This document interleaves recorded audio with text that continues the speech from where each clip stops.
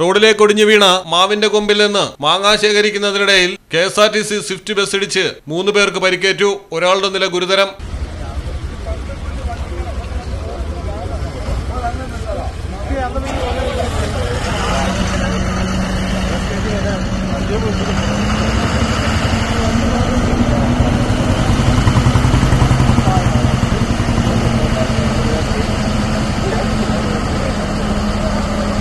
കോഴിക്കോട് താമരശ്ശേരിക്ക് സമീപം അമ്പായത്തോടാണ് അപകടം നടന്നത്.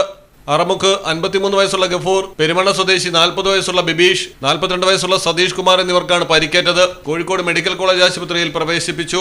ബിബീഷ് സുഹൃത്തിനൊപ്പം സ്കൂട്ടറിലും സതീഷ് കുമാർ സുഹൃത്തിനൊപ്പം കാറിലും സഞ്ചരിക്കുമ്പോഴാണ് റോഡിൽ മാവിന്റെ ശിഖരം ഒടിഞ്ഞു കിടക്കുന്നത് കണ്ടത്. തുടർന്ന് വാഹനങ്ങൾ നിർത്തി മാങ്ങകൾ ശേഖരിക്കവെയാണ് സ്വിഫ്റ്റ് ബസ് ഇടിച്ചു കയറി അപകടമുണ്ടായത്.